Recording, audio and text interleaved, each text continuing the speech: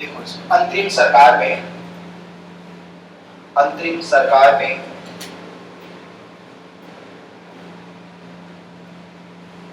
14 मंत्री सदस्य थे। अंतरिम सरकार में 14 मंत्री सदस्य थे, जिनमें 14 मिनिस्टर को अंडरलाइन करो। अंतरिम सरकार में 14 मिनिस्टर मेंबर थे, जिनमें लाइन टू लाइन, जिनमें नंबर 1 पर लगाने जवाहरलाल नेहरू, ऐसे डैश लगा देना, जैसे बोर्ड पर लिखना हो वैसे लिखना है, जवाहरलाल नेहरू, उसके आगे डैश लगाकर विदेश राष्ट्रमंडल मामलों के मंत्री व उपाध्यक्ष को अंडरलाइन कर देना, 2 बार पूछ लिया गया है। जवाहरलाल नेहरू का पदनाम क्या था? जिनमें नंबर 1 लगाकर जवाहरलाल नेहरू डैश विदेश राष्ट्रमंडल मामलों के मंत्री व उपाध्यक्ष, लिख लिया इतना। नंबर 2 सरदार वल्लभभाई पटेल, पूरा नाम लिखना है, सरदार वल्लभभाई पटेल सूचना प्रसारण व गृह मंत्री। सरदार वल्लभभाई पटेल डैश सूचना प्रसारण व गृह मंत्री को अंडरलाइन कर दो। जिसको अंडरलाइन करवा रहा हूं सबको अंडरलाइन कर देना। सरदार वल्लभभाई पटेल डैश सूचना इंफॉर्मेशन प्रसारण ब्रॉडकास्टिंग और मिनिस्ट्री ऑफ होम अफेयर्स गृह मंत्री। नंबर 3 राजेंद्र प्रसाद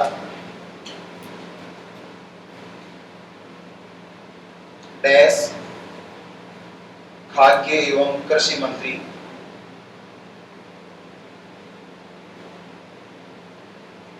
खाद्यान्न एवं कृषि मंत्री या खाद्य एवं कृषि मंत्री राजेंद्र प्रसाद खाद्य कृषि मंत्री, संविधान सभा का अध्यक्ष भी था बाद में। नंबर 4 राजगोपालाचारी, चक्रवर्ती राजगोपालाचारी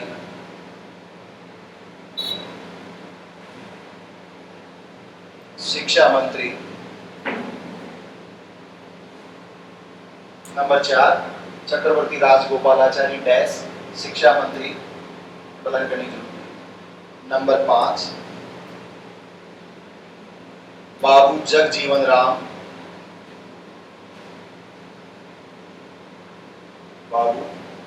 राम, श्रम मंत्री, लेबर मिनिस्टर।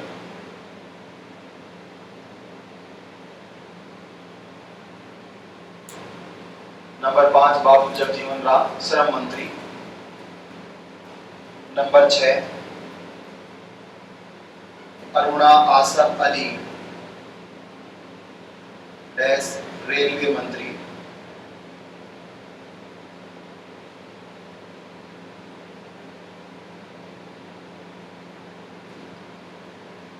लिखिए यहां तक अरुणा आसफ अली डैश रेलवे मंत्री। Number 7 Baldev Singh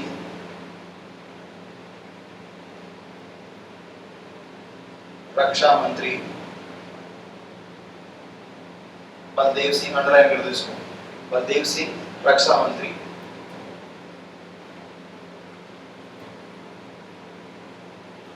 number 8 John Mathai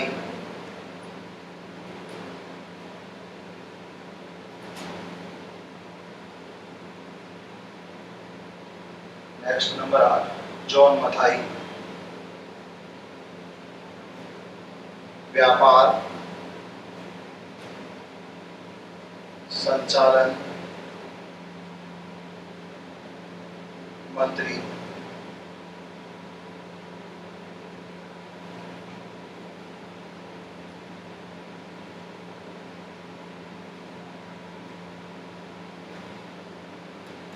next होगी जहांगीर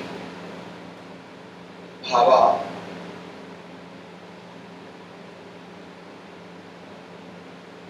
बंदरगाह मंत्री लिख दो आप सीधा।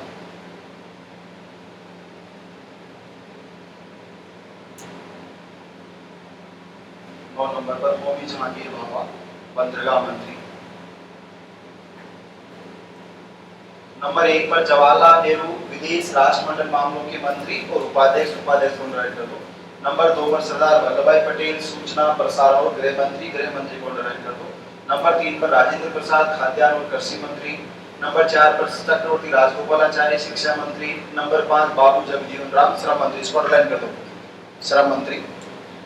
नंबर 6 पर अरुणा आसफ अली, रेलवे मंत्री। नंबर 7 पर बलदेव सिंह, रक्षा मंत्री, इसको अंडरलाइन कर दो, बलदेव सिंह को। नंबर 8 पर जॉन मथाई, व्यापार या सूचना यानी मंत्री। नंबर 9 पर होमी जहांगीर भाभा, बंदरगाह मंत्री। उसके बाद प्लस का चिन्ह लगाओ, लीग की तरफ से यानी मुस्लिम लीग, प्लस का चिन्ह लगा के नंबर 10 लिखो या 1 नंबर लगाओ। लीग की तरफ से अबुल नस्तार, इधर लिखो क्या, यहाँ लिखो। लीग की तरफ से Abul नस्तार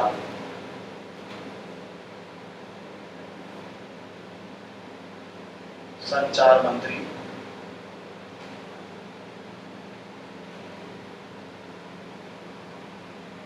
number 2 Liaquat Ali,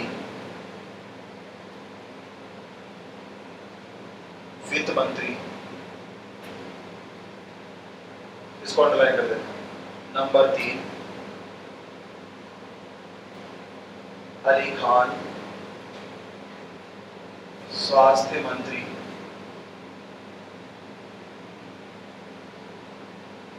number 4 I dash चुंद्रीकर,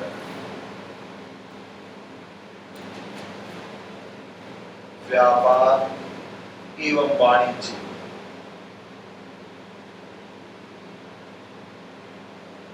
व्यापार एवं वाणिज्य मंत्री।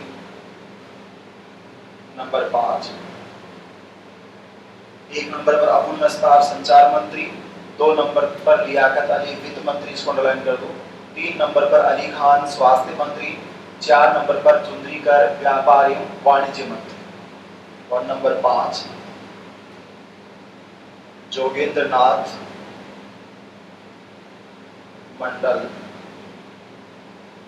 विधि या कानून मंत्री।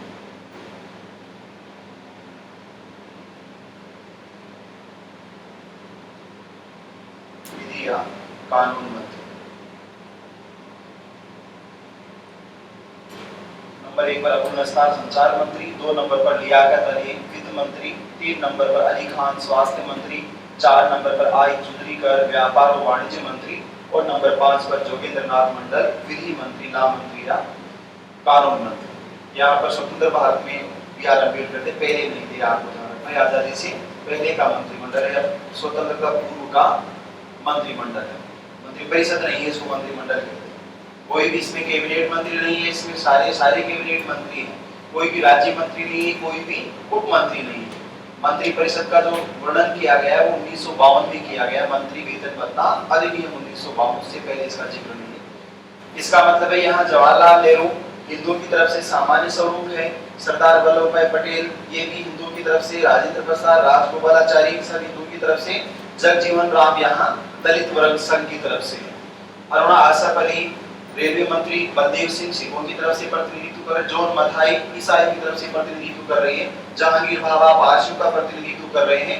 इस तरह से अलग अलग 3 तो समुदाय हो गए, 6 कांग्रेस की तरफ से, 3 समुदायों की तरफ से, अनुसूचित जाति की तरफ से, सिखों की तरफ से और पारसियों की तरफ से। इसके अलावा 5 मुस्लिम लीग की तरफ से 5 मंत्री में सबसे महत्वपूर्ण मंत्री केवल विधि मंत्री है। अब ये अंतरिम सरकार तब तक बनी रही जब तक भारत के टुकड़े नहीं हुए। इनमें से एक व्यक्ति ने इस्तीफा दे दिया था, लियाकत अली ने, और 4 व्यक्तियों ने इस्तीफा नहीं दिया था, ना ही वो संविधान सभा में बैठक में आते थे। जब 3 जून को जून प्लान बना, उसके बाद तय हो गया कि भारत का विभाजन होगा, तब भी उन्होंने इस्तीफा नहीं दिया। जब 15 अगस्त 1947, 14 अगस्त 1947 को पाकिस्तान की घोषणा हो गई औपचारिक, तो पहले गया था, औपचारिक घोषणा हो गई, तब जाकर इन्होंने क्या किया, इस्तीफा नहीं दिया, मुस्लिम लीग की तरफ से शामिल हो गए, अपने पाकिस्तान में शामिल हो गए, इसके बाद अपने आप खाली हो गए। इसलिए 15 अगस्त 1947 के बाद इस मंत्रिमंडल का दोबारा क्या किया गया, गठन किया गया, जिसमें 500 सदस्य जा चुके थे, अन्य सदस्यों को हमने शामिल किया, जिसमें राजगोपालाचार्य को हटाकर शिक्षा मंत्री किसको बनाया गया, मौलाना आजाद को बनाया गया। जोगेंद्रनाथ मंडल जा चुका था, श्री डॉक्टर बी.आर. अम्बेडकर को क्या बनाया, कानून मंत्री बनाया, और 2-3 लोगों को हमने इसमें स्थान दिया। नेक्स्ट लाइन, यह मंत्रिमंडल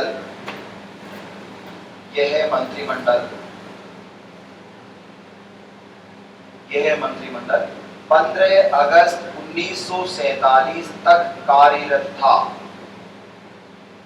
यह मंत्रिमंडल 15 अगस्त 1947 तक कार्यरत था। तो इसका स्वतंत्र भारत का मंत्रिमंडल कहते हैं, स्वतंत्रता से पहले का मंत्रिमंडल कहते हैं, या पहली पुनर्गठित अंतरिम सरकार के नाम से इसको जाना जाता है। अब इसका मतलब 26 अक्टूबर 1946 की तारीख तक प्रक्रिया पूरी हो गई है। इसके आगे की जो स्टेप है वो आपको आगे दिखनी है। नेक्स्ट देखो, 20 नवंबर 1946 को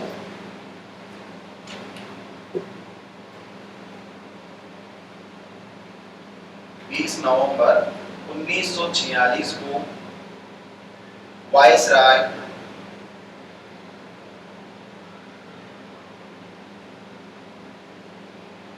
लॉर्ड वेवेल 20 नवंबर 1946 को वायसराय लॉर्ड वेवेल प्रधानमंत्री या उपाध्यक्ष जवाहरलाल नेहरू, प्रधानमंत्री या उपाध्यक्ष जवाहरलाल नेहरू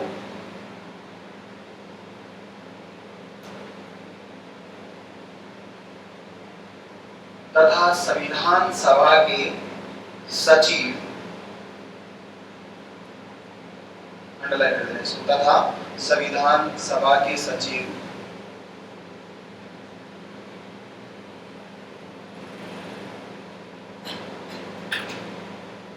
HBR आयंगर, दिखाई दे रहा है यहाँ लिखा हुआ सबको पीछे। 20 नवंबर 1946 को वायसराय लॉर्ड वेवेल प्रधानमंत्री जवाहरलाल नेहरू तथा संविधान सभा के सचिव, पहला और अंतिम सचिव ये सचिव HBR आयंगर के द्वारा, सचिव को अंडरलाइन कर दो, आयंगर को अंडरलाइन कर दो, संविधान सभा के सचिव HBR आयंगर के द्वारा परामर्श करने के बाद, परामर्श करने के बाद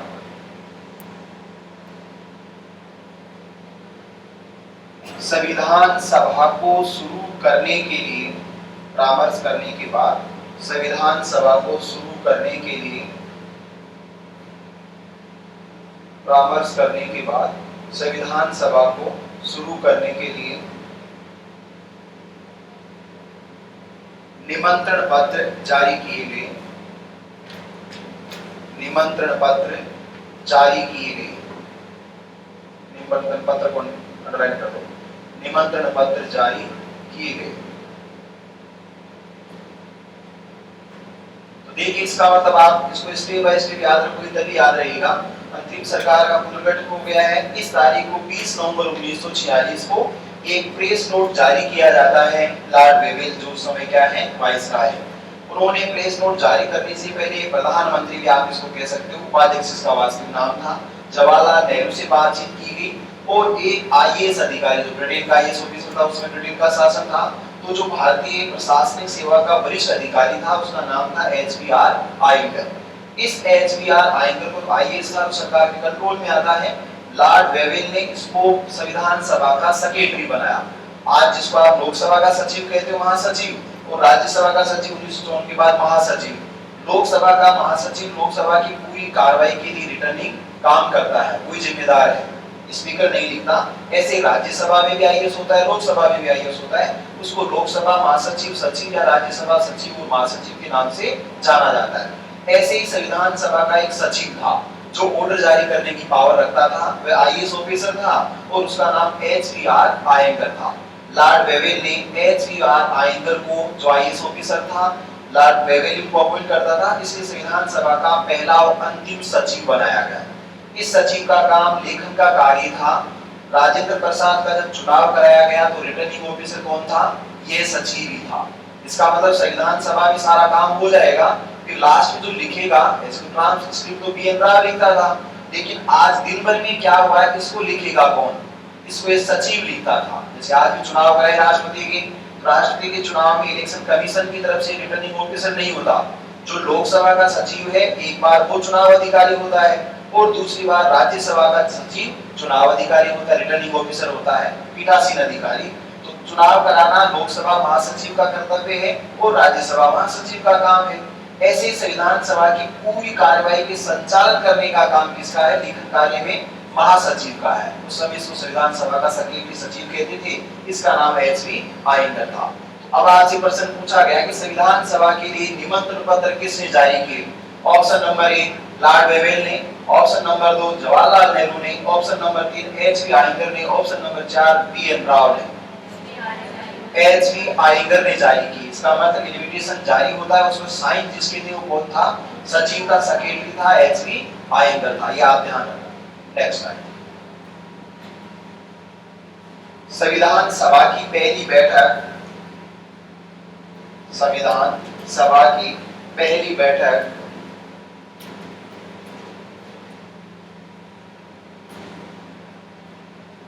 9 दिसंबर 1946 को निर्धारित की गई थी। संविधान सभा की पहली बैठक 9 दिसंबर 1946 को निर्धारित की गई थी। तो संविधान सभा की पहली बैठक कब हुई? तारीख भी पूछता है, 9 दिसंबर को, 10 दिसंबर को, 11 दिसंबर को, 12 दिसंबर को। 9 दिसंबर आएगा, वर्ष आएगा साथ में। 9 दिसंबर 1946 की तारीख तय की गई। किसके द्वारा? एचवी आयंगर के द्वारा तय की गई इन्विटेशन लेटर में कि संविधान सभा के सभी माननीय सदस्यों को सादर निमंत्रण दिया जाता है। दिनांक 9 दिसंबर 1946 को प्रातः 11 बजे संसद के केंद्रीय कक्ष में संविधान सभा की पहली बैठक के लिए आप उपस्थित होने का श्रम करें। और उसके बाद साइन करके उसने लेटर जारी कर दिए। तो 20 नवंबर से लेकर 8 दिसंबर तक लेटर जारी है और 9 दिसंबर को सब सदस्यों को आना है। 9 दिसंबर पहली बैठक को प्रातः 11 बजे, टाइम चेंज करो, प्रातः 11 बजे, प्रातः 11 बजे संसद के केंद्रीय कक्ष में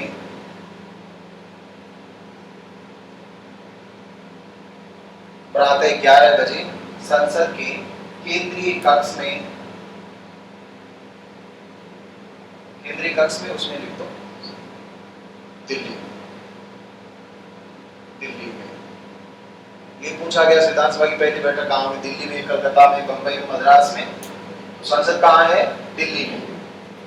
तो प्रातः 11 बजे संसद के केंद्रीय कक्ष कोष्टक में दिल्ली में संविधान सभा की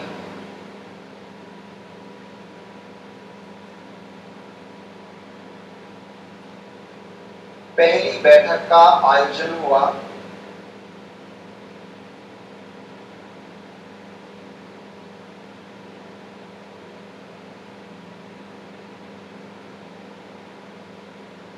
इस दिन 9 दिसंबर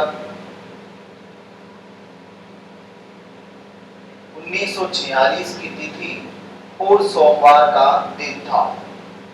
इस दिन 9 दिसंबर 1946 की तिथि या तारीख और सोमवार का दिन था।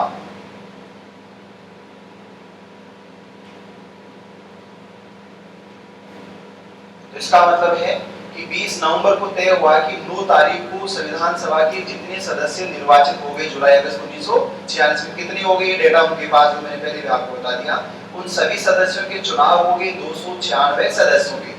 इसके अलावा रियासतों की तरफ से किसी का भी चुनाव नहीं हुआ था। तो चुनाव ही नहीं हुआ तो आएगा कैसे? नहीं आ सकता। 296 लोगों के चुनाव हुए। एक चुनाव जो अभी बात करूंगा वो विवादास्पद हो गया। इसके अलावा 295 लोग आ सकते थे अगर आते तो। एक व्यक्ति उस दिन समाप्त हो गया, मृत्यु हो गई, इसलिए 294 लोग आ सकते थे, लेकिन वास्तव में लोग कितने आए? केवल 208 लोग वहां पर उपस्थित थे। लॉर्ड वेवेल को और बीएन राव को जोड़ दिया जाए तो 210 लोग थे, लेकिन रजिस्टर जो अटेंडेंस रजिस्टर होता है जिसमें साइन करने पर ही आपकी उपस्थिति लगती है और आप संविधान सभा के सदस्य माने जा सकते हैं, वरना आप आए बैठे चले गए तो आप मेंबर नहीं हो सकते। आज भी लोकसभा में आप निर्वाचित हो गए, चले गए, बैठेंगे, चले गए, ना तो आपको वेतन भत्ता मिलेगा ना आपकी अटेंडेंस होगी, क्योंकि बैठने से पहले शपथ लेनी होगी और आई कार्ड बनवाना होगा, अटेंडेंस करनी होगी, उसके बाद आपको दैनिक भत्ता मिलेगा। और अगर आपने ऐसा नहीं किया तो आपके जुर्माना भी लगेगा 500 रुपए का और आपकी अटेंडेंस भी नहीं होगी। जब भी भत्ता मिलेगा पैसे काट कर आपको पैसे दिए जाएंगे, जेब से तो आप दोगे नहीं, क्योंकि आपके पास ही नहीं जाओगे, पैसे कैसे लेंगे आपसे? जब वो पैसे देंगे तो कटौती करके आपको दे देंगे। नेक्स्ट टाइम इस समय राष्ट्रीय कांग्रेस के अध्यक्ष जेबी कृपलानी, इस समय राष्ट्रीय कांग्रेस, इस समय आज की तारीख नहीं है, आज तो सोनिया गांधी, ये बात 9 दिसंबर 1946 के दिन की बात है। इस समय 9 दिसंबर, इस समय भारतीय राष्ट्रीय कांग्रेस के अध्यक्ष या कांग्रेस अध्यक्ष जेबी कृपलानी के द्वारा, इस समय राष्ट्रीय कांग्रेस के अध्यक्ष जेबी कृपलानी के द्वारा संविधान सभा में पहले वक्ता के रूप में, इस समय राष्ट्रीय कांग्रेस के अध्यक्ष जेबी कृपलानी के द्वारा संविधान सभा में पहले वक्ता, अंडरलाइन कर दो इसको, पहले वक्ता को, और जेबी कृपलानी को अंडरलाइन कर दो। इस समय कांग्रेस के अध्यक्ष जेबी कृपलानी के द्वारा संविधान सभा में पहले वक्ता के रूप में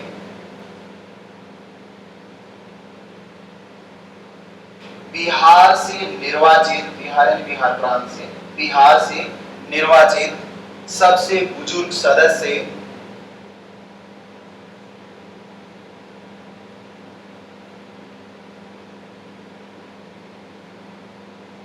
डॉक्टर सच्चिदानंद सिन्हा,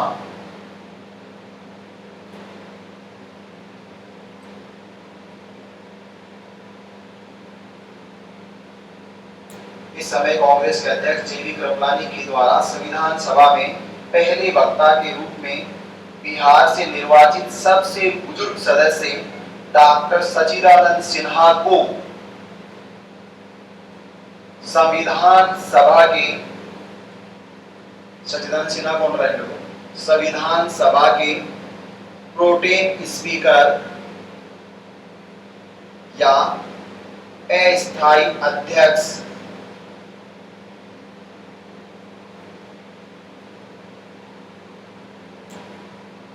संविधान सभा के प्रोटेम स्पीकर या अस्थायी अध्यक्ष, दोनों शब्दों को अंडरलाइन कर दो, प्रोटेम स्पीकर या अस्थायी अध्यक्ष के रूप में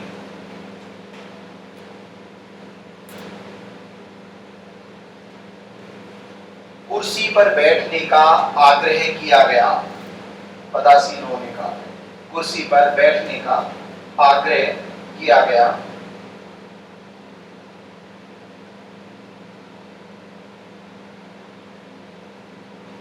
अब इसका मतलब है कि आजादी के समय, या आप कह सकते हो संविधान सभा की कार्रवाई के समय भारतीय राष्ट्रीय कांग्रेस का अध्यक्ष कौन था? जेबी कृपलानी था, और इसलिए जेबी कृपलानी का उत्तरदायित्व था। इंडियन नेशनल कांग्रेस के कितने प्रतिनिधि थे? 208 प्रतिनिधि जीते थे, वो भी सारे नहीं आए थे। इसका मतलब जो पार्टी का लीडर मुस्लिम लीग आया ही नहीं है, तो सबसे बड़ा दल कौन है? कांग्रेस ही रहा ना। तो आज भी जैसे सरकार 2014 में 2019 से बनी, सबसे बड़ा दल किसका है? नरेंद्र मोदी का दल है ना। तो बीजेपी का व्यक्ति बोलेगा, बीजेपी का व्यक्ति बोलने का मतलब है बीजेपी का जो सांसद सबसे बुजुर्ग है, निर्वाचित होकर आया है, वो सबसे पहले कुर्सी पर बैठेगा। और जब आज भी ऐसा है, 1946 में ऐसा था, 2022 में भी ऐसा ही है। जब भी लोकसभा का पुनर्गठन होगा तो पहली लोकसभा का अध्यक्ष कौन होगा? पुनर्गठित पहले दिन की लोकसभा की कार्रवाई प्रोटेम स्पीकर चलाएगा, जिसे अस्थायी अध्यक्ष कहा जाता है। तो संविधान सभा के पहले अस्थायी अध्यक्ष या प्रोटेम स्पीकर कौन थे? डॉक्टर सच्चिदानंद सिन्हा थे। डॉक्टर सच्चिदानंद सिन्हा किस प्रांत से थे? बिहार प्रांत से थे। इंडियन नेशनल कांग्रेस के सदस्य थे और वो सभा के सबसे बुजुर्ग व्यक्ति थे, इसलिए उन्हें प्रोटेम स्पीकर बनाया गया। इस परंपरा को आज भी संसद निर्वहन कर रही है। इसलिए आज भी पहली लोकसभा से लेकर वर्तमान लोकसभा तक सबसे बुजुर्ग सदस्य जब भी आता है लोकसभा के पुनर्गठन के बाद, उस व्यक्ति को प्रोटेम संसद का, लोकसभा का, संसद का मतलब या लोकसभा से राज्यसभा में नहीं होता प्रोटेम स्पीकर, केवल लोकसभा में होता है। लोकसभा का पहले दिन बैठक होगी, उसकी अध्यक्षता, बैठक का संचालन जो अध्यक्ष करता है उसको अस्थायी अध्यक्ष और आंग्ल भाषा या अंग्रेजी में प्रोटेम स्पीकर के नाम से जाना जाता है। तो यहाँ पर जेबी कृपलानी ने इंट्रोडक्शन दिया कि बिहार प्रांत से निर्वाचित होने वाले डॉक्टर सच्चिदानंद सिन्हा सबसे बुजुर्ग सदस्य हैं और सच्चिदानंद सिन्हा इससे पहले केंद्रीय विधानसभा में, राज्य परिषद में और प्रांतों की विधानसभा में 20 वर्षों से सदस्य रहे हुए हैं। इसका मतलब कब रहे हैं? 1920 से चुनाव हो रहे थे ना, तो उनमें सच्चिदानंद सिन्हा अनेक बार चुने गए हैं। और मैंने लिखाया था, अगर याद हो आपको, कि पहली जो विधानसभा बनी थी उसका उपाध्यक्ष कौन था? अरे लिखाया था ना, पढ़ते नहीं ना, इसलिए तो कहता हूँ। मेरा चैनल तो मत देखो, कोई मुझे फायदा नुकसान नहीं है, लेकिन कम से कम जो कॉपी में लिखाता हूँ उसको तो पढ़ो। आपका नुकसान, मेरा नुकसान नहीं है। तो सच्चिदानंद सिन्हा क्या थे? वहां पहले विधानसभा के पहले भारतीय उपसभापति थे, उपाध्यक्ष आप कह सकते हो, या संविधान सभा के पहले अध्यक्ष। अध्यक्ष का मतलब प्रोटेम स्पीकर से है। अस्थायी अध्यक्ष कौन थे? डॉक्टर सच्चिदानंद सिन्हा था। इसको बनाया किसने? इसको किसी ने नहीं बनाया, सबसे बुजुर्ग सदस्य थे, इसलिए उनको कुर्सी का मतलब सामान्य कुर्सी नहीं है, जो सभापति की कुर्सी है उस पर बैठने का आग्रह किया गया, क्योंकि संसद तो 1921 में बन गई थी, तो वहां विधानसभा चलती थी, राज्य परिषद चलती थी। अब वहां लोकसभा चलती है और राज्यसभा चलती है। और अब नरेंद्र मोदी जी एक दूसरा प्रोग्राम बना रहे हैं जहां पर संसद चलेगी। पुरानी संसद का क्या होगा, म्यूजियम बनेगी, मुझे नहीं पता, लेकिन जो सेंट्रल विस्टा प्रोग्राम है वहां एक मॉडर्न टेक्नोलॉजी से बनी हुई संसद होगी, जिस संसद पर कसाब जैसे, अन्य जैसे, अफजल गुरु जैसे लोग हमला नहीं कर पाएंगे। इसलिए ऐसी संसद बना रहे हैं ना कि मरे नहीं।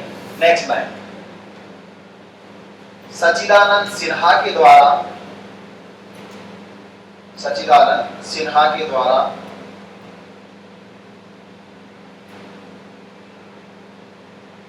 इस दिन सर्वप्रथम सच्चिदानंद सिन्हा के द्वारा इस दिन सर्वप्रथम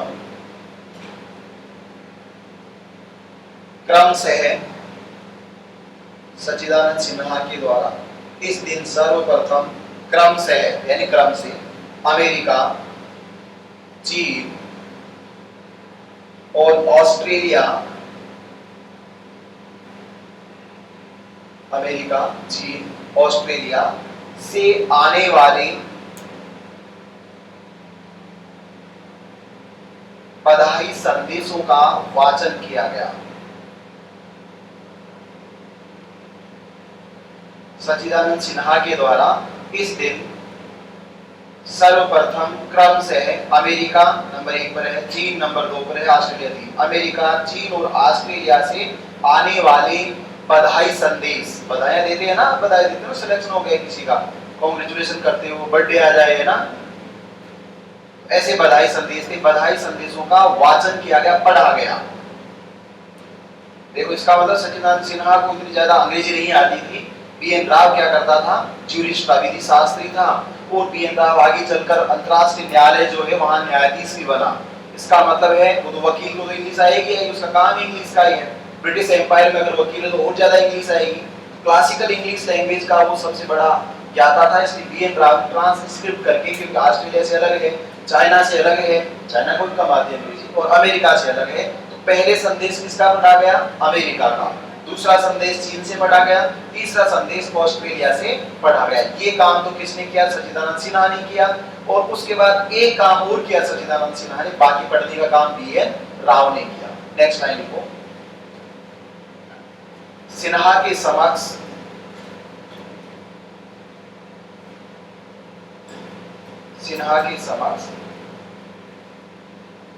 पहला प्रश्न ब्रिटिश बलूचिस्तान के प्रतिनिधित्व को लेकर प्रस्तुत किया गया।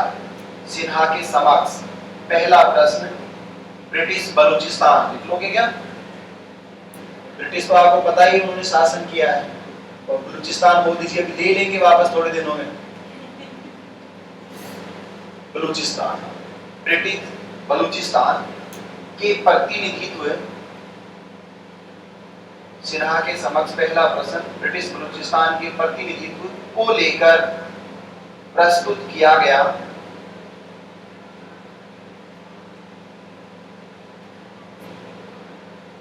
सिन्हा के समक्ष पहला प्रश्न ब्रिटिश बलूचिस्तान के प्रतिनिधित्व को लेकर प्रस्तुत किया गया।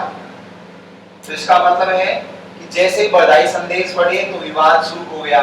पहला विवाद, दो व्यक्ति आ गए, दोनों व्यक्तियों ने कहा कि मैं प्रतिनिधि हूँ, दूसरे ने कहा मैं प्रतिनिधि हूँ। तो सिन्हा ने सोचा कि कुर्सी पर बैठाने से पहले दोनों किसको प्रतिनिधि माने। एक तो शमशद खान था जो कि निर्वाचित था, और दूसरा शमशद मोहम्मद जोगजा नाम से था, दोनों ही मुस्लिम थे। जोगजा का निर्वाचन नहीं हुआ था और शमशद खान चुना गया था, तो चुनाव हुआ था, इसलिए उसने कहा कि मेरा चुनाव किया तो मैं प्रतिनिधि हूँ।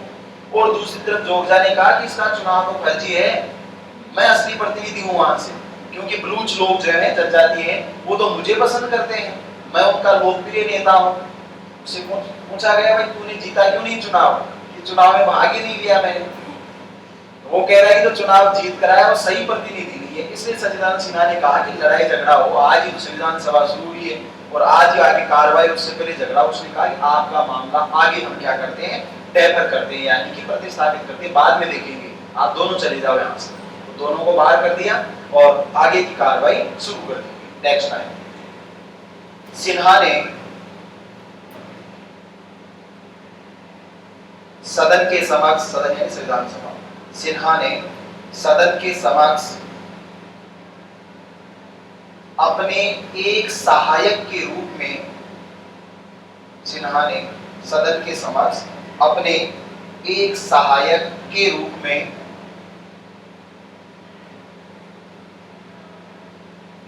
फ्रैंक एंथनी, लिखाया था ना पहले, फ्रैंक रेगनाल्ड एंथनी, फ्रैंक एंथनी लिखो, फ्रैंक एंथनी। सिन्हा ने सदन के समक्ष अपने एक सहायक के रूप में फ्रैंक एंथनी, अंडरलाइन कर दो इसको, फ्रैंक एंथनी को उपसभापति के रूप में, उपसभापति को भी अंडरलाइन कर दो, उपसभापति के रूप में मनोनीत करने का प्रस्ताव रखा। सिन्हा ने सदन के समक्ष अपने एक सहायक के रूप में फ्रैंक एंथनी को उपसभापति के रूप में मनोनीत करने का प्रस्ताव रखा, जिसे सदन ने स्वीकार कर लिया।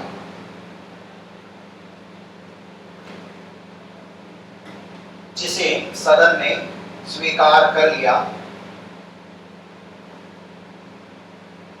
अब इसका मतलब है कि संविधान सभा का पहला सभापति कौन था? अरे पहला सभापति कौन था? डॉक्टर सच्चिदानंद सिन्हा था। और पहला उपसभापति कौन था? फ्रैंक एंथनी था। फ्रैंक एंथनी निर्वाचित उपसभापति नहीं था। संविधान सभा में कितने उपसभापति निर्वाचित किए जा सकते थे? 5 उपसभापति। लेकिन कितने? एक तो मनोनीत किया गया जिसका नाम क्या था? फ्रैंक एंथनी था। संविधान सभा का पहला निर्वाचित उपसभापति कौन था? तब क्या बताओगे? सभापति सच्चिदानंद सिन्हा था और पहला मनोनीत उपसभापति फ्रैंक एंथनी था। तो निर्वाचित कौन था? हाँ, एच.सी. मुखर्जी, हरेंद्र कोमल मुखर्जी था। और दूसरा निर्वाचित उपसभापति कौन था? जयपुर से वी.टी. कृष्णा माचारी था। नेक्स्ट लाइन लिखो। पहले मनोनीत उपसभापति, पहले मनोनीत उपसभापति, पहले मनोनीत उपसभापति फ्रैंक एंथनी थे। पहले मनोनीत उपसभापति फ्रैंक एंथनी थे। Next line. संविधान सभा के पहले निर्वाचित उपसभापति, संविधान सभा के पहले निर्वाचित उपसभापति, संविधान सभा के पहले निर्वाचित उपसभापति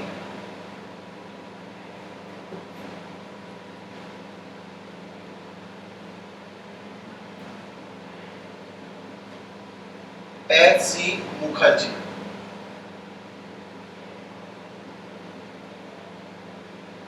संविधान सभा के पहले निर्वाचित उपसभापति हरेंद्र कोमल मुखर्जी, क्वेश्चन में एच.सी. मुखर्जी रखो, एच.सी. मुखर्जी थे, जिनका चुनाव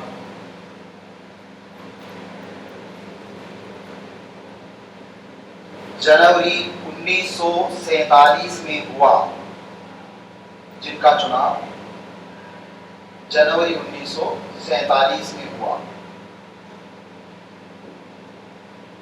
अंडरलाइन कर दो इसको। संविधान सभा के पहले निर्वाचित उपसभापति, पहले को अंडरलाइन कर दो, निर्वाचित उपसभापति को अंडरलाइन कर दो और एस सी मुखर्जी को अंडरलाइन कर दो। ये प्रश्न छोटे छोटे प्रश्न आते रहते हैं तो स्टेज से याद रखोगे। सच्चिदानंद सिन्हा पहले स्पीकर आप कह सकते हो, अध्यक्ष कह सकते हो, अस्थायी अध्यक्ष कह सकते हो, सभापति कह सकते हो, जो कि मनोनीत हैं, ये आप ध्यान रखोगे। और वो सदस्य के रूप में निर्वाचित है, लेकिन जैसे ही वो सभापति बन गए उसके बाद सदस्य नहीं रहेंगे, ये भी ध्यान रखना आपको। पहले मनोनीत उप सभापति कौन थे? Frank Anthony. फ्रैंक एंथनी का मनोनयन किसने किया? खुद सच्चिदानंद सिन्हा ने नाम रखा है, सदन ने उसको स्वीकृति दे दी, ये उसका पहला काम है। उसके बाद ये तो 2 दिसंबर की बात है, आगे चलकर एस सी मुखर्जी का निर्वाचन हुआ है, पहले निर्वाचित उपसभापति थे और उसके बाद नेक्स्ट टाइम दूसरे निर्वाचित उपसभापति, दूसरे निर्वाचित उपसभापति वीटी कृष्णामाचारी थे।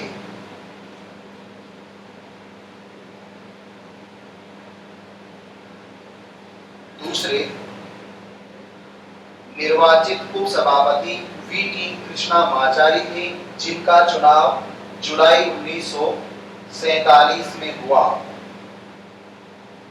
दूसरे निर्वाचित उपसभापति वीटी कृष्णामाचारी थे, जिनका चुनाव जुलाई 1947 में हुआ।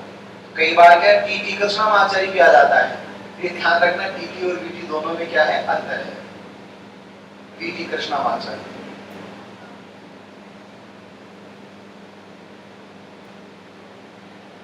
नेक्स्ट लाइन, इस दिन संविधान सभा में 9 दिसंबर 1946 को, इस दिन संविधान सभा में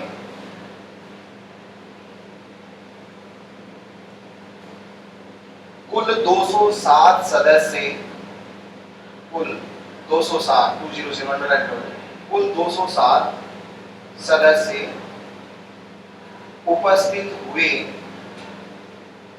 जिन्होंने इस दिन संविधान सभा में कुल 207 सदस्य उपस्थित हुए, जिन्होंने अध्यक्ष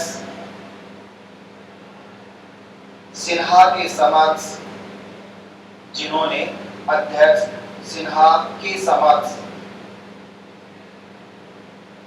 उपस्थिति रजिस्टर में हस्ताक्षर किए,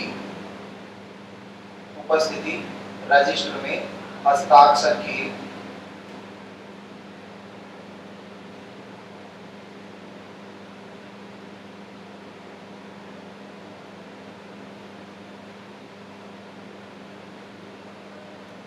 इसका मतलब है कि यहाँ सच्चिदानंद सिन्हा ने 1:30 बजे के लगभग ये कहा है कि सदस्य आगे सारे सबको उपस्थिति करने के लिए 1.5 मिनट का समय दिया गया। यहाँ पर सच्चिदानंद सिन्हा बैठे थे, ऐसे मान लीजिए मेंबर बैठे हो, आप मान लीजिए, फील कर सकते हो कि यहाँ आवेदन किया गया है।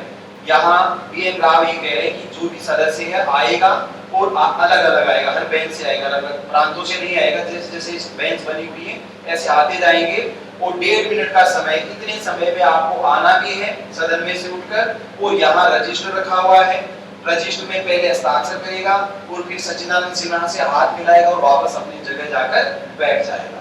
तो इसका मतलब रजिस्टर में किसके हस्ताक्षर नहीं थे? सच्चिदानंद सिन्हा के हस्ताक्षर नहीं थे, क्योंकि वो खुद क्या था? संविधान सभा का अध्यक्ष बन गया, इसलिए सदस्य नहीं माना गया। ऐसे बारी बारी से 207 व्यक्ति आए, उन्होंने साइन किए, चले गए। बीएन राव के भी उसमें हस्ताक्षर नहीं। नेक्स्ट लाइन,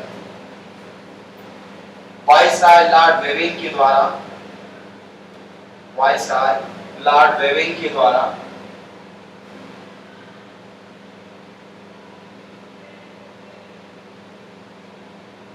बीएन राव को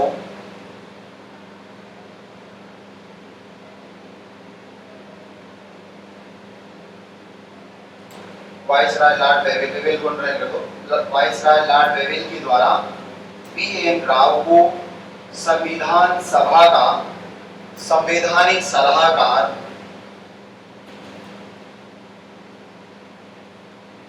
constitutional adviser. Viceroy Lord Wavell के द्वारा पीएन राव को संविधान सभा का संवैधानिक सलाहकार नियुक्त किया गया। नियुक्त किया गया। कंटिन्यू।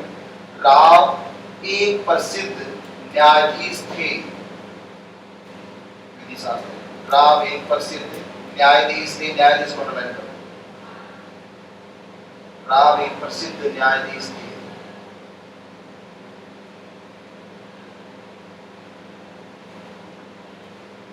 इसका मतलब ये प्रश्न भी पूछा गया है, भारतीय संविधान सभा के संवैधानिक सलाहकार कौन थे? पीएन राव थे। पीएन राव की नियुक्ति किसने की? वायसराय ने की। वायसराय कौन था? लॉर्ड वेवेल था। पीएन राव कौन थे? ज्यूरिस्ट थे, विधि शास्त्री थे या न्यायाधीश थे, ये आपको ध्यान रखना है। और ये आगे चलकर अंतर्राष्ट्रीय न्यायालय में नियुक्त होने वाले भारत की तरफ से व्यक्ति प्रतिनिधि भी थे, जिनको अंतर्राष्ट्रीय न्यायालय हेग या नीदरलैंड में पूरी दुनिया भर में न्याय करने वाले न्यायाधीश के रूप में नियुक्त किया गया। Next line. 10 दिसंबर 1946 को संविधान सभा की दूसरी बैठक हुई। 10 दिसंबर 1946 को संविधान सभा की दूसरी बैठक हुई, जिसमें 10 दिसंबर 1946 को संविधान सभा की दूसरी बैठक हुई, जिसमें अध्यक्ष के लिए नामांकन पत्र का प्रस्ताव रखा गया। 10 दिसंबर 1946 को संविधान सभा की दूसरी बैठक हुई, जिसमें अध्यक्ष के लिए नामांकन पत्र प्रस्तावित किया गया।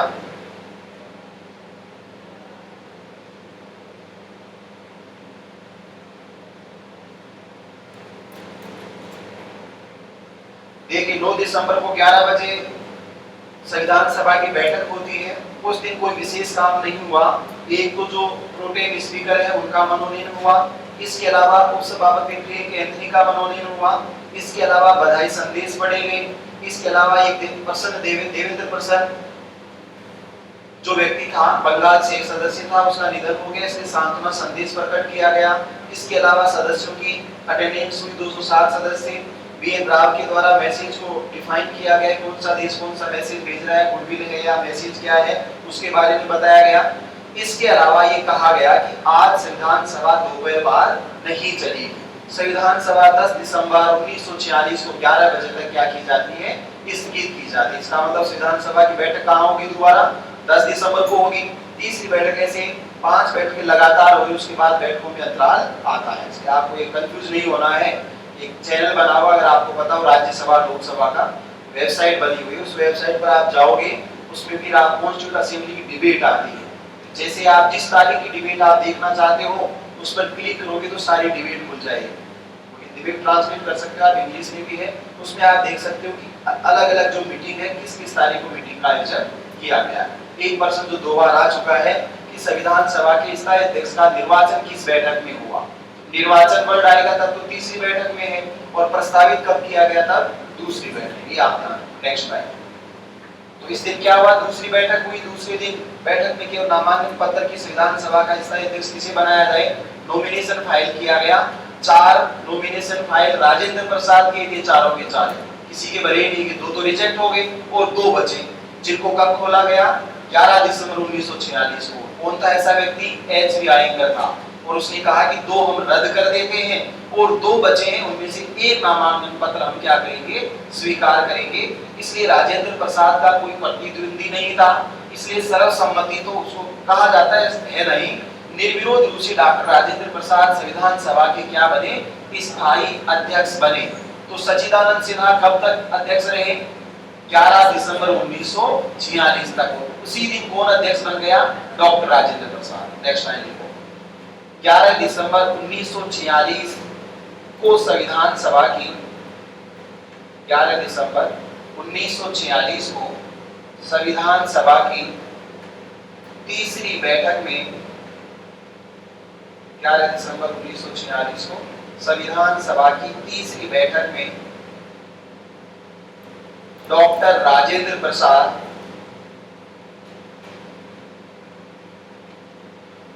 संविधान सभा के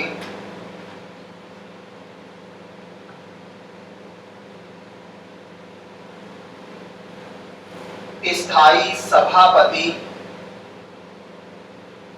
11 दिसंबर 1946 को संविधान सभा की तीसरी बैठक में डॉक्टर राजेंद्र प्रसाद संविधान सभा के स्थायी सभापति के रूप में निर्विरोध निर्वाचित हुए।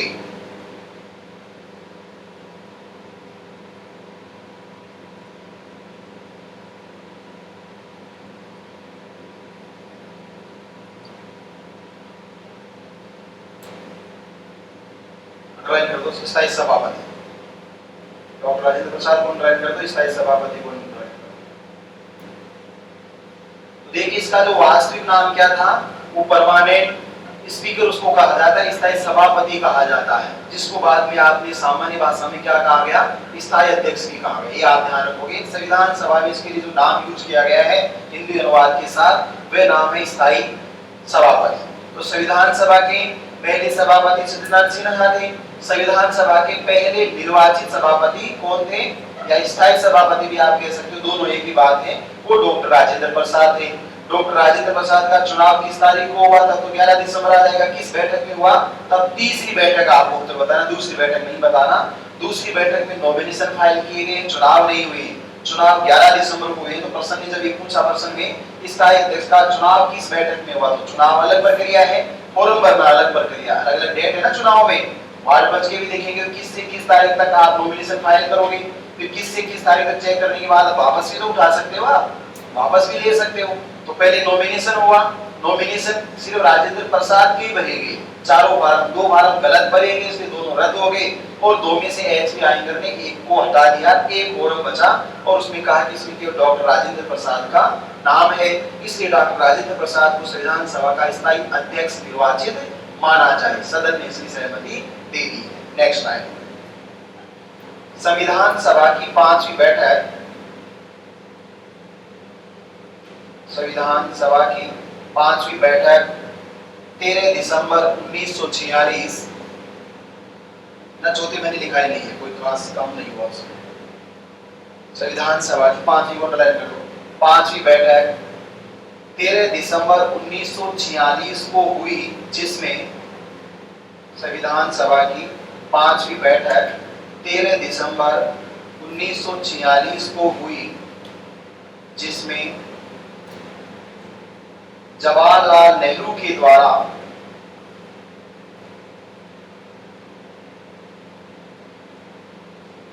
आठ लक्ष्यों वाला, जवाहरलाल नेहरू के द्वारा 8 लक्ष्यों वाला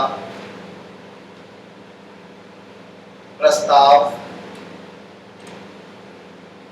रखा गया। संविधान सभा की 5वीं बैठक 13 दिसंबर 1946 को हुई, जिसमें जवाहरलाल नेहरू के द्वारा 8 लक्ष्यों वाला प्रस्ताव रखा गया, जिसे उद्देश्य प्रस्ताव, जिसे उद्देश्य प्रस्ताव के नाम से जाना जाता है। उद्देश्य प्रस्ताव को अंडरलाइन कर दो, जिसे उद्देश्य प्रस्ताव के नाम से जाना जाता है।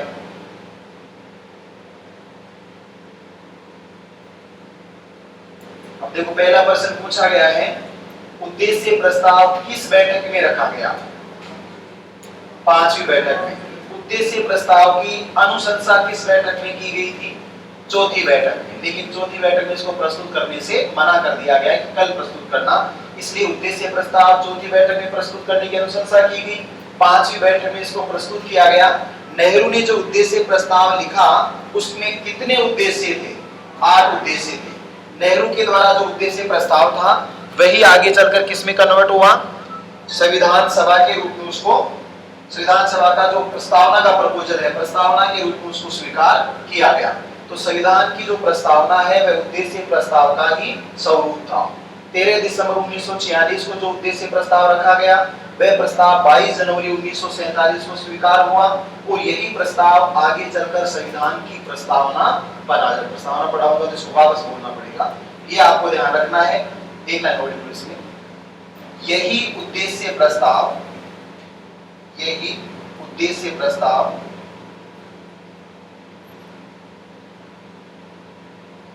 22 जनवरी 1947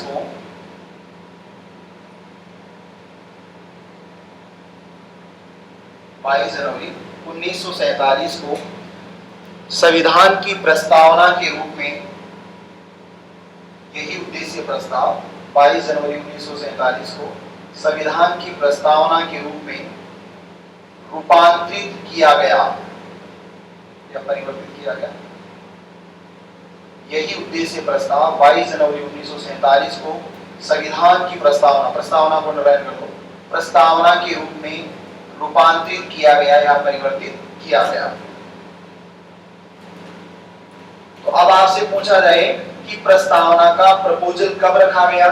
संविधान की जो प्रस्तावना उसका प्रपोजल कब रखा गया? 13 दिसंबर 1946। उस समय इसको क्या कहा जाता था? उद्देश्य प्रस्ताव। इसमें कितने उद्देश्य थे? 8 उद्देश्य थे। ये किसने रखा? नेहरू ने रखा। ये आपको ध्यान रखना है। इसलिए उद्देश्य प्रस्ताव प्रस्तावना का पूर्ण स्वरूप माना जाता है और यह प्रस्तावना 26 जनवरी 1950 को लागू हुई। ये भी आप ध्यान रखना। उद्देश्य प्रस्ताव कब पारित किया गया? 22 जनवरी 1900 कब रखा गया? तब तो 13 दिसंबर है। पारित कब किया गया? 22 जनवरी 1947 को पारित किया गया। नेक्स्ट लाइन,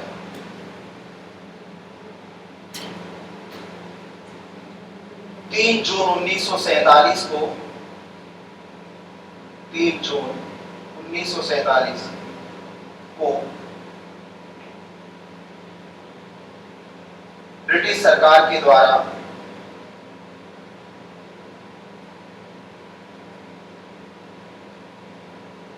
जून 1947 को ब्रिटिश सरकार के द्वारा विभाजन योजना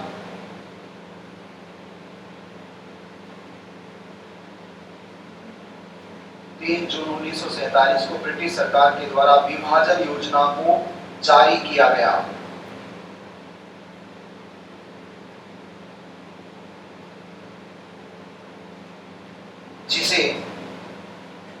जिसे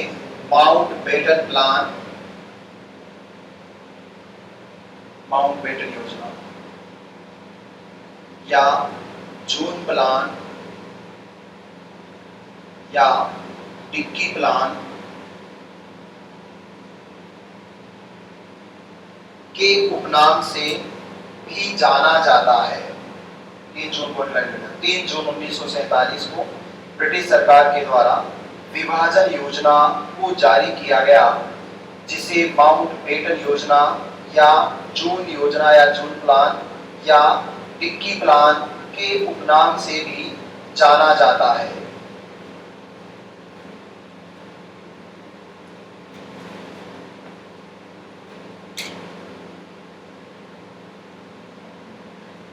देखिए ऐसा क्यों हुआ? 9 दिसंबर 1946 को महिलाएं, आपको अलग से दिखा दूंगा, 17 महिलाएं थी, इनमें से 2 महिलाओं ने कभी भाग नहीं लिया, 15 महिलाओं ने भाग लिया। 9 दिसंबर को 10 महिलाओं ने भाग लिया। वो अलग से आपको महिलाओं की स्थिति, संविधान सभा में महिलाओं का प्रतिनिधित्व है और संविधान सभा में देशी रियासतों का प्रतिनिधित्व, दोनों आपको लास्ट में पढ़ा हुआ है, वहां लिखूंगा, यहाँ नहीं लिखूंगा। यहाँ संविधान सभा चल रही है, उसकी बैठकें हो रही है, अधिवेशन हो रहे हैं। 5वां जब अधिवेशन चल रहा है तो यहाँ पर मोहम्मद अली जिन्ना ने भाग नहीं लिया संविधान सभा में, लेकिन अंतरिम सरकार में उसके मंत्री भी थे जो मंत्री संविधान सभा में नहीं भाग ले रहे थे। मोहम्मद अली जिन्ना अब क्या चाह रहा था? अंतिम रूप से यही चाह रहा था, किसी भी कीमत पर संविधान सभा तो चाह रहा था संविधान सभा चले ही नहीं। जब संविधान सभा, नेहरू ने कहा, लॉर्ड वेवेल ने कहा संविधान सभा की बैठक तो होगी, कुछ भी हो जाए, चाहे आप आओ चाहे मत आओ। ऐसे हो गया ना, जैसे पड़ोसी या चाचा रूठ जाए तो शादी थोड़ी रुकेगी। शादी हो गई, शादी का मंडप मान दिया गया है तो शादी तो होकर रहेगी। अब कोई मरे चाहे जिए, कुछ भी हो, उस निर्धारित तारीख पर ऐसा होगा। देखा होगा ना कई बार दुर्घटनाएं, जन्म मरण और किसी का हाथ में नहीं है, एक तरफ डेथ हो जाती है, दूसरी तरफ शादी चल रही है, ऐसा करना पड़ेगा आपको मानव जीवन के लिए। ऐसे ही नेहरू ने कहा कि संविधान सभा की बैठक किसी भी कीमत पर नहीं रुकेगी, भले विश्व युद्ध हो जाए। इसका मतलब है कि 6, 7 और 8 तारीख को लास्ट प्लान उन्होंने ब्रिटेन में फेल हो गया है। 9 दिसंबर को संविधान सभा शुरू हो गई है। मुस्लिम लीग के प्रतिनिधि आए नहीं है, रियासतों का प्रतिनिधि आया नहीं है, ब्रिटिश बलूचिस्तान का प्रतिनिधि माना नहीं गया है। 207 लोग, आधे लोग ही आए हैं। जिन्ना को ये लगा कि जब आधे लोग आए तो संविधान सभा तो अधूरी है, तो यही राग लाभ रहा था ब्रिटेन से कि संविधान सभा तो आधी है, आधे लोग तो आ ही नहीं रहे, संविधान सभा चल कैसे रही है। परंतु संविधान सभा जब रन करने लगी और लॉर्ड वेवेल इसका पक्षधर है, बीएन राव को अपॉइंट कर दिया गया है, एचबी आयंगर आईएएस को अपॉइंट कर दिया गया है, तो संविधान सभा की कार्रवाई तो रन करेगी। उसके लिए अलग अलग 15 कमेटियां बना दी गई, उप कमेटियां बना दी गई और उन समितियों के माध्यम से उसको आगे बढ़ाया गया। इसलिए यहाँ पर अब जो परिवर्तन होता है वो जनवरी में फिर से वो कहां चला गया, ब्रिटेन चला गया जनवरी 1947 में। और अब फिर से बातचीत की गई एटली के माध्यम से कि हमारे लिए संविधान सभा कहां है, क्योंकि कैबिनेट मिशन ये भी कह रहा था कि ग्रुप बनाएंगे, तो ग्रुप बने नहीं है, ग्रुप के तहत चुनाव कराए थे, तो मुस्लिम लीग कहां है। अगर संविधान सभा में किसी जनता का कोई बड़ा भाग नहीं लेगा समूह है, तो वह संविधान उस समूह पर लागू नहीं होगा। इसका मतलब रियासतों के 3 समूह थे, जब रियासतों के लोग ही नहीं भाग ले रहे, राजा नहीं भाग ले रहे, तो संविधान कैसे लागू करोगे उन पर। जब मुस्लिम लीग नहीं भाग ले रहा तो मुसलमानों पर कैसे लागू करोगे।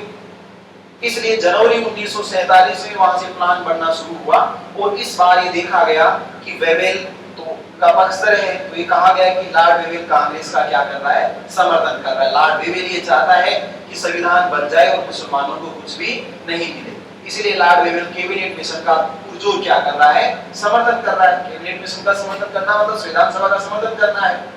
इसलिए यहाँ पर अब एक नए वायसराय को अपॉइंट करने की साजिश की गई और इस बार जो वायसराय आया वह नेहरू का मित्र तो था ही, सहपाठी था, वह एक राजकुमार भी था और उसका नाम लॉर्ड माउंटबेटन था।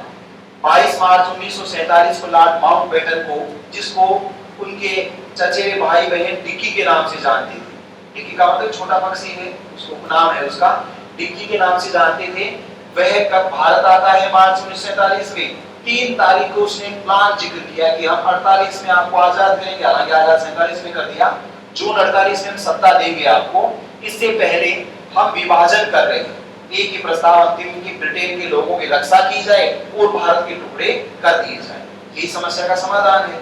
इसलिए उसने 3 जून को प्लान बनाया। अब उसका जो 3 जून का प्लान था वह 18 जुलाई 1947 को पारित किया गया, जिसे भारत स्वतंत्रता अधिनियम के नाम से जाना जाता है। ये बाद में बनता है, पहले वायसराय यहाँ आता है, वायसराय अपॉइंट होता है और यह अंतिम वायसराय था जो मार्च 1947 से लेकर जून 1948 तक भारत में था। उसके बाद वो यहाँ से चला गया। तो जून 1948 में हमने राजगोपालाचारी को अपना क्या बना दिया, अंतिम गवर्नर या पहला भारतीय गवर्नर जनरल बना दिया। लॉर्ड माउंटबेटन के द्वारा जो प्लान बनाया गया उसको माउंटबेटन योजना कहते हैं। इसे 3 जून को जारी किया गया, इसलिए इसको जून प्लान कहते हैं। और माउंटबेटन का उपनाम डिक्की था, इसलिए डिक्की योजना, डिक्की प्लान के नाम से भी इसको जाना जाता है। इसने ये तय किया कि भारत और पाकिस्तान का विभाजन होगा ही होगा। इसका मतलब इसने अब ये प्लान बना दिया है कि किसी भी कीमत पर भारत की जो संविधान सभा है वो एक नहीं रहेगी, लेकिन संविधान सभा पर इससे कोई फर्क नहीं पड़ेगा। इसका मतलब अब तक तो संविधान सभा भारत पाकिस्तान दोनों के लिए एक थी, अब इस संविधान सभा में जो पाकिस्तान में क्षेत्र जाएंगे वो सारे सदस्य हट जाएंगे। जो मैंने पहले बताया कि 11 ब्रिटिश प्रांत थे, उनमें से कितने प्रांत गए, एक पंजाब जो प्रांत है उस प्रांत को भेज दिया गया, पंजाब अपने पास भी रहा, पंजाब उनके पास भी गया। एक दूसरे प्रांत बंगाल का विभाजन किया गया, पूर्वी बंगाल उनके पास चला गया, पश्चिम बंगाल आज जो अपने पास रह गया, पश्चिमी पंजाब उनके पास चला गया, पूर्वी पंजाब अपने पास रह गया। तो इनके लिए जो सीटें थी उनके भी टुकड़े हो गए। जैसे पंजाब में सीटें थी, उनमें से 12 सीटें हमने रख ली, 17 सीटें उनको दे दी। ऐसे ही यहाँ पर 41 सीटें उनको दे दी, 19 सीटें हमने रख ली। ऐसे ही एक असम का क्षेत्र था, उसका एक जिला था जो सिलहट जनमत के माध्यम से इसका निर्णय करना था। असम की सीटों में से 3 सीटें कम करके सिलहट जिले की भी किसको दे दी, पाकिस्तान को दे दी। तो जो हमारी सदस्य संख्या थी 296, उसको तो रियासतों के प्रतिनिधि तो आए नहीं है, उस 296 में से एक पहले जा चुका था ब्रिटिश बलूचिस्तान, 3 क्षेत्र अपने पास बच गए हैं।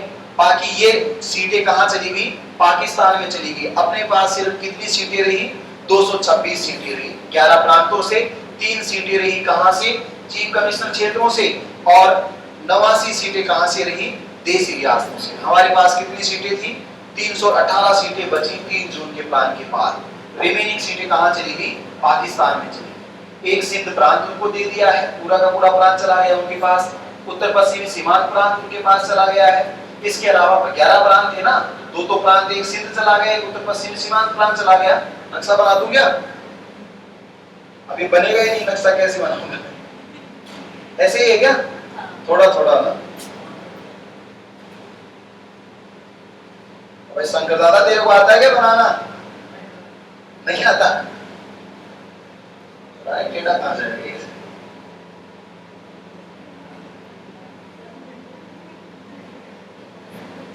ठीक ठाक बन गया ना? ये भारत है मेरे हिसाब से ना, हकीकत में है नहीं, मुझे नहीं पता। ऐसा भारत है। अब ये जो भारत है, ये पूरा जो क्षेत्र आपको दिखाई दे रहा है यहाँ तक का, 6 रन तक, ये क्षेत्र क्या है? आज का पाकिस्तान है, जिसको पाकिस्तान कह रहे हो। और ये जो क्षेत्र आपको दिखाई दे रहा है वो भी क्या है? आज बांग्लादेश है, पाकिस्तान है। अब ये कहा गया असम का सिलहट जिला, ये क्षेत्र पाकिस्तान में जाएगा।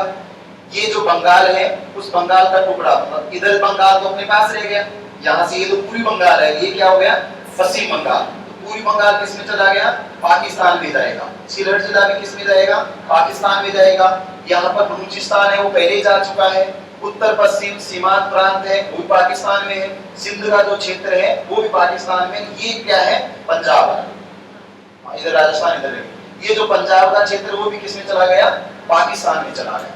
तो सिंध एक प्रांत, सिंध की सीटें भी चलेगी, एक सीट थी वो चलेगी। उत्तर पश्चिम सीमांत प्रांत, अब्दुल गफ्फार खान का नाम सुना होगा आपने, पठान नायक, वो उत्तर सीमांत प्रांत, दो तो पूरे प्रांत चले गए। एक चीफ कमिश्नर क्षेत्र ब्रिटिश बलूचिस्तान चला गया, 3 ऐसे चले गए। चौथा पश्चिमी पंजाब चला गया, और 5वां पूर्वी बंगाल चला गया, और एक असम का सिलहट जिला चला गया। 6 क्षेत्र किसमें होंगे? पाकिस्तान में। किसका प्लान है? ये माउंटबेटन का प्लान है। इस योजना के तहत ये जो आपको, अब तक तो पूरा भारत यहाँ तक था, म्यांमार पहले जा चुका है, अब इस भारत में से ये भी अलग है। ये आपका जो पाकिस्तान है वह पश्चिमी पाकिस्तान है, और ये पाकिस्तान पूर्वी पाकिस्तान है। जो पाकिस्तान 1971 में किस नाम से बन गया? बांग्लादेश। 1971 में बांग्लादेश बना। ऐसे भारत से अफगानिस्तान के टुकड़े हुए, भारत से म्यांमार के टुकड़े हो गए, भारत से बांग्लादेश के टुकड़े हो गए, भारत से पाकिस्तान के टुकड़े हो गए, ऐसे भारत से श्रीलंका के टुकड़े हो गए। यहाँ 2 देश और छोटे छोटे, भूटान और नेपाल का नाम आपने सुना होगा। बाकी इधर चीन है, उससे अपना कोई लेने देना नहीं, ज्यादा वास्ता नहीं। तिब्बत का जरूर थोड़ा सा वास्ता है, बाकी चीन से कोई मतलब नहीं। ये पाकिस्तान में चलेगी, इसलिए सीटें क्या हो गई? कम हो गई। जून प्लान के बाद जो संविधान सभा के लिए कितनी सीटें थी? 389। उनकी सदस्य संख्या घटकर कितनी हो गई? 318। इन सीटों में फिर वृद्धि की गई, 2 सीटें पंजाब को दी गई, 4 सीटें पंजाब को दी गई, और 2 सीटें वापस बंगाल को दी गई। तो कितनी सीटें मिल गई? फिर से 6 सीटें मिल गई।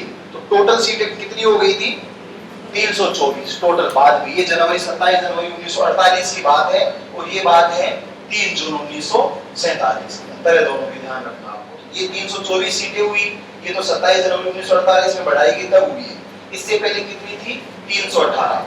83 रियासतों के प्रतिनिधि, 3 दिल्ली, अजमेर, भीलवाड़ा और कुर्ग के प्रतिनिधि, और बाकी 9 प्रांतों के। 2 प्रांत पूरे चले गए, सिर्फ 9 ही बचे अपने पास। पंजाब के भी 2 टुकड़े हुए, बंगाल के 2 टुकड़े हुए, सिंध और उत्तर पश्चिम प्रांत उनके पास चला गया। 9 प्रांतों से 226 प्रतिनिधि, 3 क्षेत्रों से 3 प्रतिनिधि, और 29, पहले 43 रियासतें थी, अब केवल 29 बचे अपने पास। 29 रियासतों में से 89 प्रतिनिधि। हालांकि ये भी सारे नहीं आए, कभी नहीं आए, किसी संविधान सभा में नहीं आए। लास्ट में आपको आश्चर्य होगा कि जिस दिन अंतिम बैठक थी उस दिन भी कितने सदस्य थे? केवल 284 सदस्य थे, 24 जनवरी 1950। इसका मतलब 3 वर्ष 1 माह और 16 दिन तक जो संविधान सभा रही, उसमें लास्ट में कितने लोगों ने हस्ताक्षर किए हैं? 300 ने, मान लो 89 लोग, ऐसे सीटें ना 324, इतने लोग इसमें भी शामिल नहीं थे, 40-50 लोग नहीं आए थे। नेक्स्ट विभाजन के कारण, समझ में आ रहा है नहीं पीछे? विभाजन के, बता देना कोई डाउट हो नहीं समझ में आए तो। विभाजन के कारण भारतीय संविधान सभा से अलग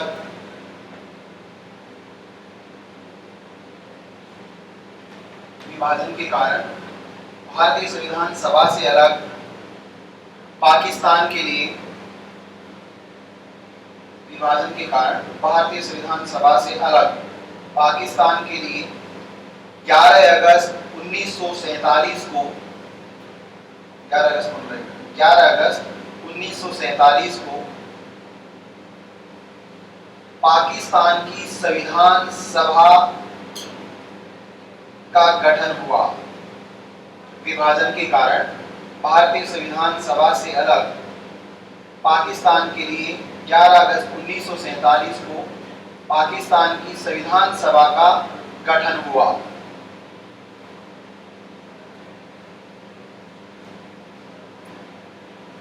ये आप अपने से नहीं पूछा जाएगा, पाकिस्तान वालों से पूछा जाएगा कि पाकिस्तान की संविधान सभा की पहली बैठक कब हुई? 11 अगस्त 1947 को। तो भारत की संविधान सभा जब एक बनी थी तो भी हम गुलाम थे, और जब पाकिस्तान नहीं बना तो पाकिस्तान आजाद कब हुआ? 14 अगस्त को हुआ ना। और संविधान सभा कब बना ली उसने? उससे पहले ही बना ली। बनाने का तो सीटें चली गई, चुनाव हो गए, पंजाब बंगाल में निर्वाचन हुए तो हमारी भी सीटें खत्म हो गई, दोबारा चुनाव हुए, और रिमेनिंग जो क्षेत्र थे वहां चुनाव हुए, तो पाकिस्तान की संविधान सभा का सर्जन हो गया। Next line. पाकिस्तान देश के अंतर्गत, पाकिस्तान देश के अंतर्गत सिंध प्रांत, यहां है सिंध का चित्र, आपको सिंध प्रांत, उत्तर पश्चिमी सीमांत प्रांत, पाकिस्तान देश के अंतर्गत सिंध प्रांत, उत्तर पश्चिमी सीमांत प्रांत, नॉर्थ वेस्ट फ्रंटियर प्रोविंस, उत्तर पश्चिमी सीमांत प्रांत, ब्रिटिश बलूचिस्तान, ब्रिटिश बलूचिस्तान,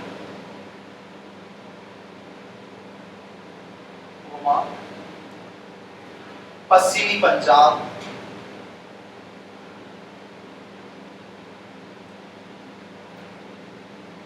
और पूर्वी बंगाल,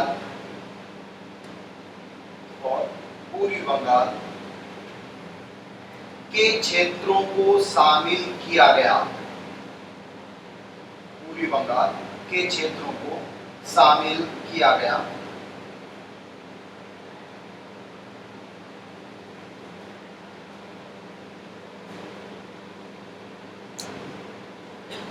ये पाकिस्तान बन गया। Next line.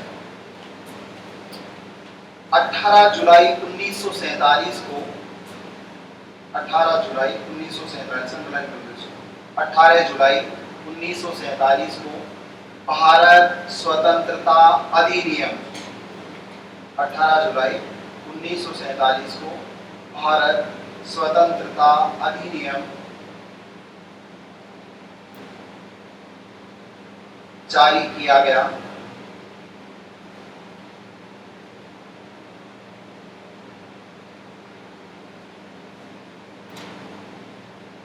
तो इसका मतलब है जून योजना के तहत विभाजन किया गया। ये विभाजन है कि इस तरह से पाकिस्तान बनेगा। सर सीरी रेडक्लिफ को अपॉइंट किया गया। ये हमने तो नाम ही लिए हैं, अब तक तो सिर्फ नाम लिए हैं। इसके बाद कौन सा गांव और उस गांव की कितनी जमीन पाकिस्तान में जाएगी कौन तय करेगा? सर सीरी रेडक्लिफ का नाम सुना होगा ना आपने। इस लाइन को रेडक्लिफ बोला, दोनों तरफ से रेडक्लिफ का ही काम था।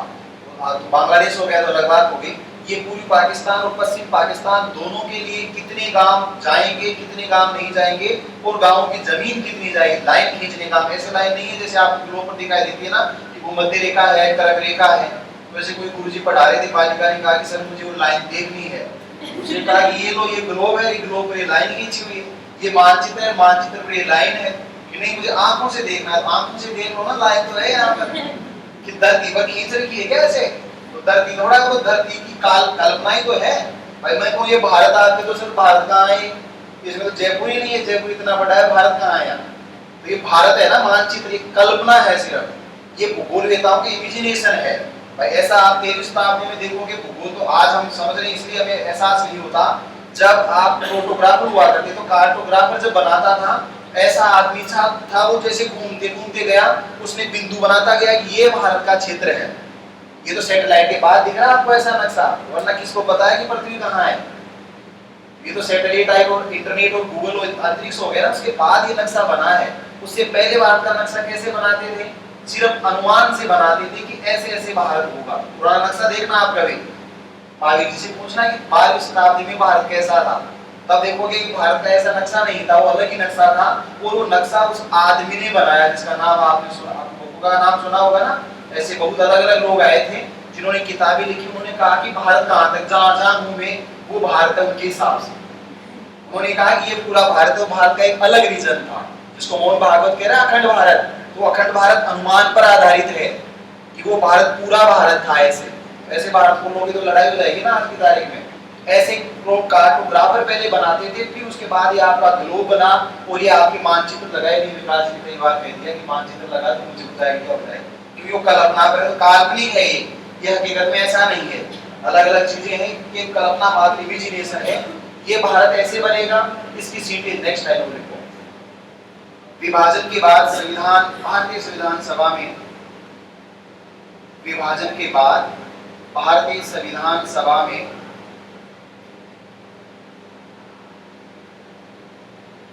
विभाजन के बाद भारतीय संविधान सभा में 9 प्रांतों से 226 सीटें, 9 प्रांतों से 226 सीटें,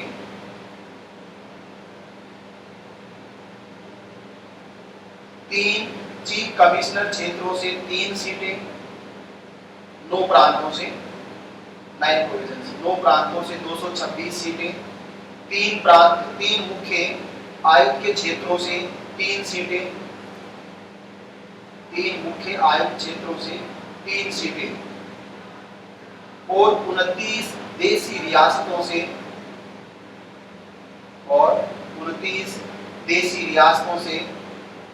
89 सीटें,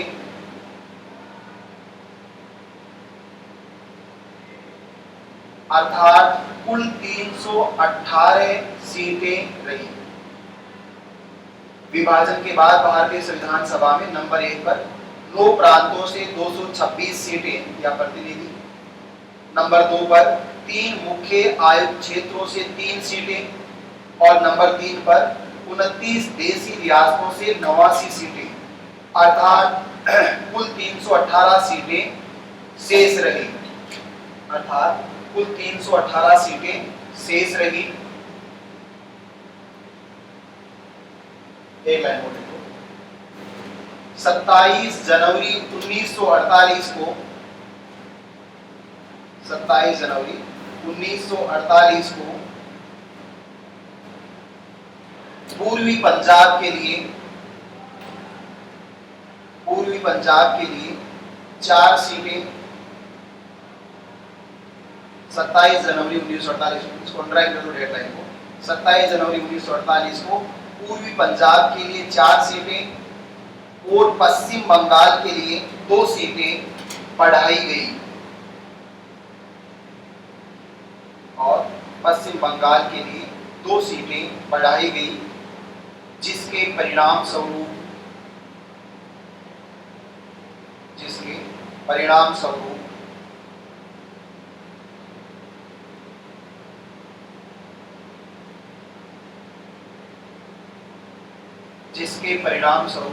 स्वतंत्र भारतीय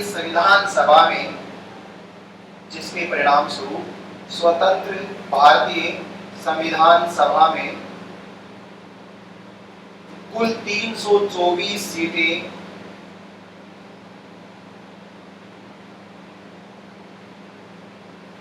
हो गई।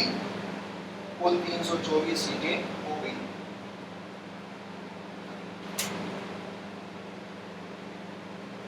नेक्स्ट लाइन अब ये क्या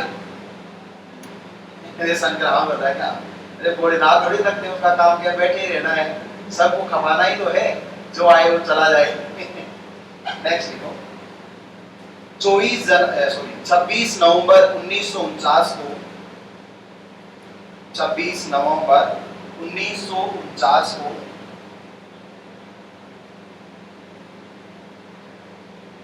अंडरलाइन कर दो इसको।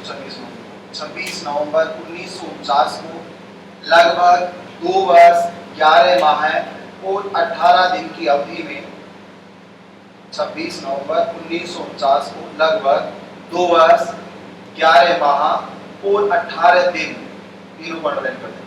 2 वर्ष 11 माह और 18 दिन की समय अवधि में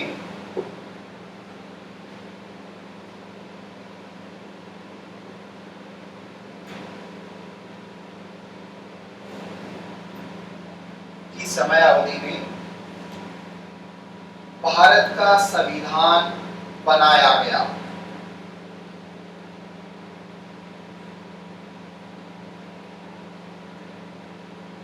26 नवंबर 1949 को लगभग 2 वर्ष 11 माह और 18 दिन की समय अवधि में भारत का संविधान बनाया गया।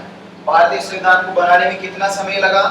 9 दिसंबर 1946 से लेकर 26 नवंबर 1949 तक, इस तारीख तक 2 वर्ष 11 माह और 18 दिन का समय लगा। और इसी दिन को, इसका मतलब है संविधान सभा के द्वारा इसको क्या किया गया? अंगीकृत किया गया, अधिनियमित किया गया और आत्मर्पित किया गया। तीनों शब्द इसी क्रम में है। इस तारीख को 26 नवंबर 1949 को हम क्या कर रहे हैं? इसको अंगीकृत कर रहे हैं, अधिनियमित कर रहे हैं और आत्मर्पित कर रहे हैं। नेक्स्ट टाइम 9 दिसंबर 1946 से 9 दिसंबर 1946 से 9 दिसंबर 1946 से 24 जनवरी 1950 तक, 9 दिसंबर 1946 से 24 जनवरी 1950 तक संविधान सभा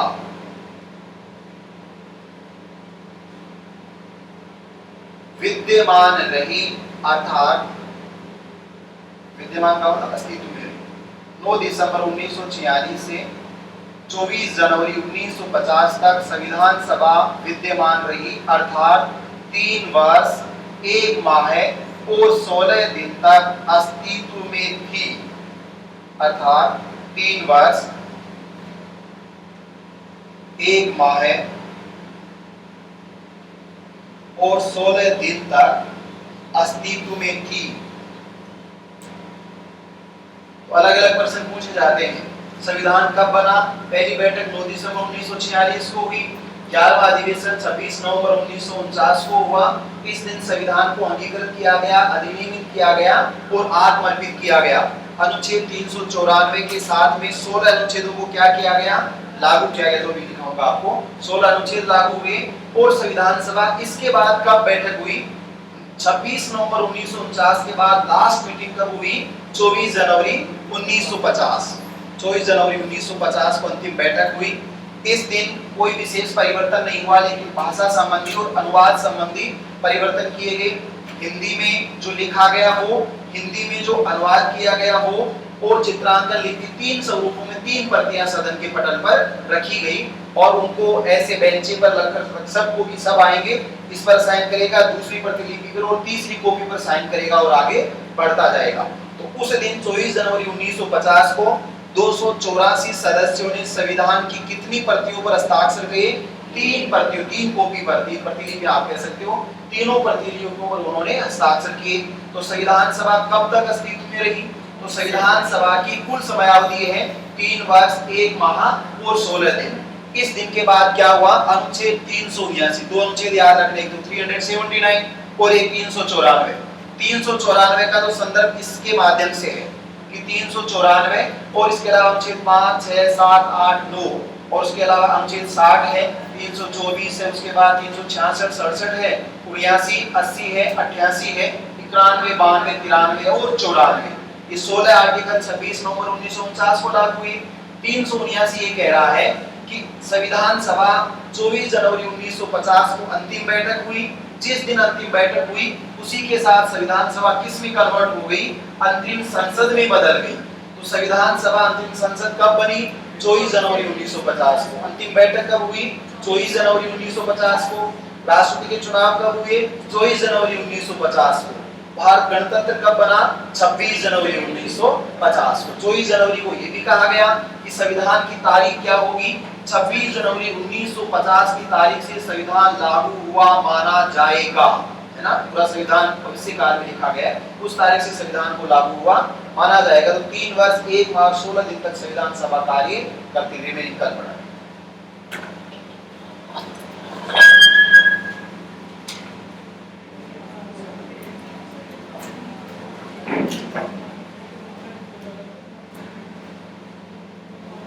अरे समझ में आ रहा है?